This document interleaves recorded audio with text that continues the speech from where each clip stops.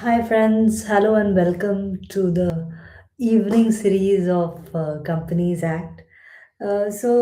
Today, for all the students, I'm going to discuss about public and private limited company. This is where we started off yesterday, and I'm just going to take that forward with respect to types of companies. So, private company and public company, what is the difference? As I told you, you should always have a Bear Act with you because whatever you do, the be- whatever you understand, your understanding should stem not just from the your understanding should stem not just from whatever you read and whatever articles you read or the book you read, but from the Bear Act. Because these days there is such a lot of material that you don't know what is the correct material and what is the wrong material. Therefore, you have to depend on the Bear Act, the rules, regulations, whatever is there, you should cross check it. And I'll give you one example of it. One day we had a matter, and the regulations with respect to that particular case had changed, but that was not reflected in the books that we purchased. So, for instance, if I have a 2025 book and it says July 25, I was assuming that everything till up till July 2025 was incorporated as a part of that particular book in the book. But there was an amendment in one of the rules which was not incorporated in that particular book with respect to Companies Act. And therefore, it was at the stage when we argued that we realized that, oh, this amendment which has come like a month back has not been incorporated. So we had to take a date and then come back to the court. Right. So therefore, you're going to be professionals tomorrow. So those good practices of how to study a law has to be incorporated in your students in your practice as a student, so that in future you will find it easier to get into the groove of things once you become a professional. So let us see what is the definition of private limited company. So I have gone to the Companies Act. In any act, there is a definition clause. So if you pick up any act like Companies Act, there is section 2. Section 2 has multiple definitions which have been given. And if you see the way the definitions are placed, they are given alphabetically. So you go on to O. In O, there is one person company, then there is private limited company, P. Private limited company, where is it? Yes. So this is 2 subclause 68 defines private company. So we have public and private. Let us first understand what is a private limited company. Private company means a company having a paid minimum paid up share capital as may be prescribed, and which by its articles restricts the right to transfer its shares except in case of one person company, limits the number of its members to 200, provided that where two or more persons hold one or more shares in the company jointly, they shall, for the purposes of this clause, be treated as a single member, provided further that persons who are in employment of the company and persons who have been formally in employment of the company were members of the company while in that employment and have contributed to be continued to be members after the employment cease shall not be included in the number of members. So this is the definition, and it goes further. And this is the third clause, prohibits any invitation to the public to subscribe for any securities of the company. So, private limited company, if you see the definition in the Bear Act, it contains three different clauses. What are those clauses? Clause number one is that it restricts the right to transfer its shares. That means that transfer of shares, for instance, I transfer the shares to you. So there are certain restrictions. The board may say, "Ki, we do not accept you as a member. We had given it to A because A was a friend of ours, was known to us. But B, you are not known to us. So we don't want to give you shares." So they can restrict the rights, and if you ask for a transfer, they can refuse to transfer the shares in the name of a third person whom they do not approve. And the restriction can be in the form of a ROFR clause. It's ROFR, right of first refusal. That means that if I want to sell my shares, I first have to offer it to existing members. So I will have to offer it to existing members, and if the existing members say no, no, we are not interested in purchasing the shares, then the share the shares can be offered to third parties. That is the ROFR clause. So that is also one form of restrictions, but otherwise also there can be multiple restrictions that can be incorporated. Now, in what form will they be incorporated? They will generally be incorporated by they will generally be incorporated by um, uh, amending the articles of association and by incorporating it in the articles. So this is what a private limited company can do, and that is one of the attributes of a private limited company. Second is that the number of shares is restricted to 200. Now in private company there is again a bifurcation. It can be a one person company, or it can be other type of private limited company. So if it's a one person company, then the name itself says one person company. That means you can have only one member in a one person company. And therefore, in a one person company, there is one member. Now, if it is not a one person company, then what is the number of shareholders that can be there in a private limited company? That the the section says limits the number of its members to 200. So you can not have more than 200 members in a private limited company. This was very less in the old act. Now it has increased, but it is still 200, restricted to 200. Now, there are provisos to it. So you have to understand that they are saying, okay, this is 200. How to count the 200 is how they have mentioned. They said if there are two people holding one share, will that be considered as two people, or one that will that be considered as one person? So if the husband and wife holds a share together, so there are 10 shares, they are held by husband and wife jointly. Whether it will be considered as two members or it will be considered as one member. So they are saying that where two or more persons hold one or more shares in the company jointly, they shall, for the purpose of this clause, be treated as a single member, right? So they will be treated as a single member. That means for the counting 200, whatever are joint holders, they will not be considered as two members, they'll be considered as one. What is the second proviso? The second proviso says persons who are in employment and persons who, having formerly been in employment, were members of the company while in employment and have continued to be members after the employment ceased, they shall not be included in the number of members. What does this mean? Tell me.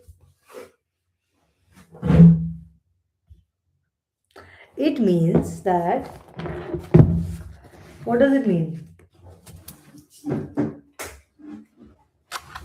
It means that uh, if you were a employee of this company, and as an employee you were given certain shares while you were in employment, then an employee shareholder is not considered for the purpose of counting this 200, right? So these are the two things. And the third clause is they prohibit any invitation to the public to subscribe for any securities of the company.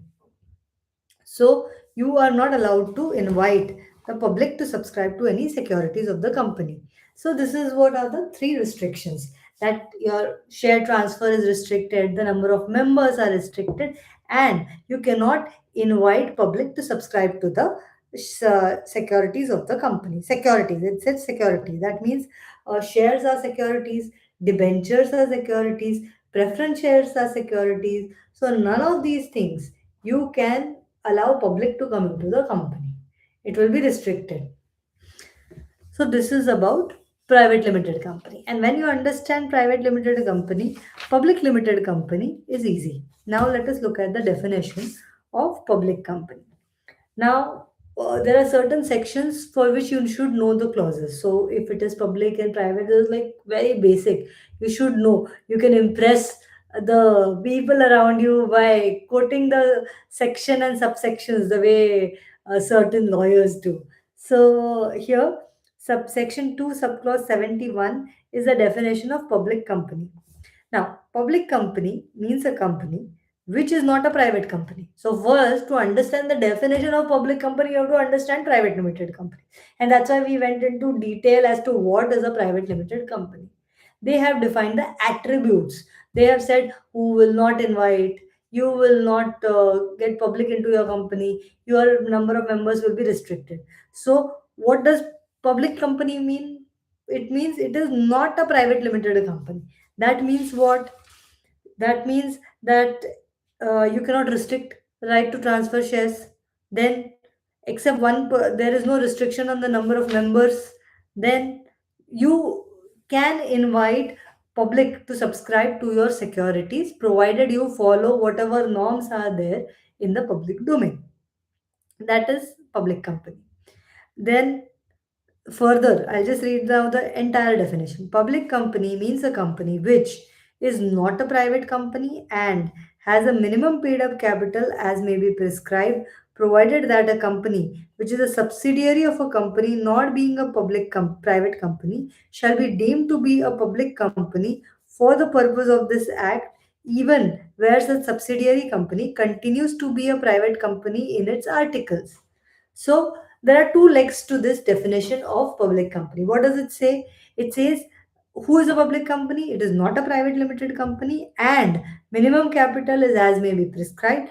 But there is a proviso that even if the company writes private limited in front of its name, it can still be considered as a public company when shall be deemed to be a public company for the purposes of this act, even where such subsidiary company continues to be a private limited company in its articles. So, a company which is a subsidiary of a company not being a private company. That means that if Reliance Industries Limited has subsidiaries, Reliance Industries Limited is a public company.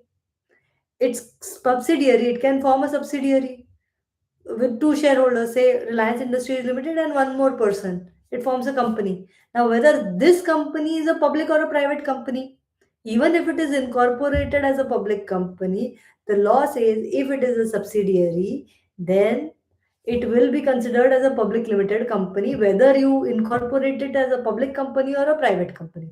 Those restrictions, laws will apply like a like a public company, right?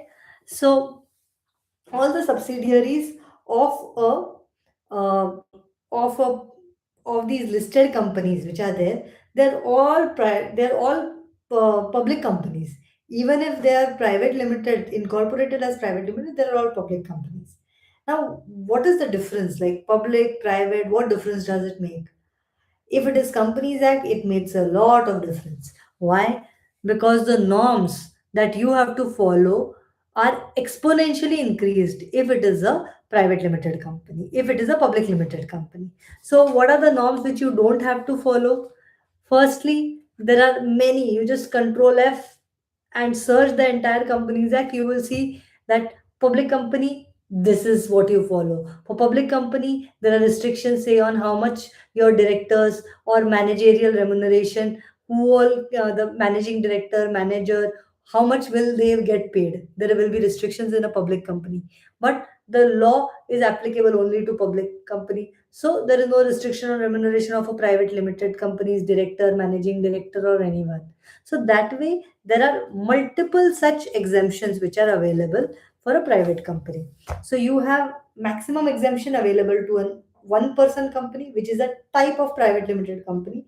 Thereafter, small company. Thereafter, other public companies, other private companies, and then public company. And maximum restrictions and laws are applicable to listed companies. So that is how the hierarchy is. First, least one person company, small company, private company, public company, listed company. So where are these exemptions provided. They're either provided in the notifications. So there is one notification. If you look at the law, uh, especially in these bare acts, you will find that in the first few pages itself, the number of exemptions which are given to private limited companies are mentioned. So just see this. There will be a clause. This is a notification of 2015, very important notification of 2015, which provides what are the exemptions to public limited companies.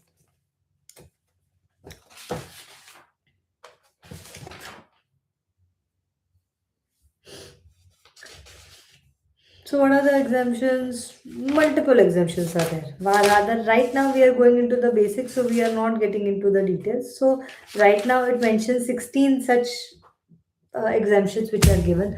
Apart from that, Companies Act will provide it. Apart from that, certain notifications or other rules, regulations will provide it. So, that way, the exemptions are there, and the leniency is used when dealing with private limited companies, and therefore people prefer private limited if they have a small operations or closely held members are there. Eh, just because it is a private limited company, it may not be small. Okay, so I was once dealing with a case of a private limited company, and I saw the reserves. The reserves of that company were 10,000 crores. So just because a company is a private limited, it does not mean it is small. It only means that it is a closely held company. It may be small, but it may not always be small scale. It can be a huge company, which is private because they don't need money from the public. They don't want their shares to be out there in the open, and therefore they prefer a small and consolidated kind of a structure, which where it is not available for all to interfere or look at the functioning or try to get into the company. And that is why this form of business, this form of company is preferred in certain cases. And public limited companies where you really want to raise capital from third parties or anything, that is the time when you use it.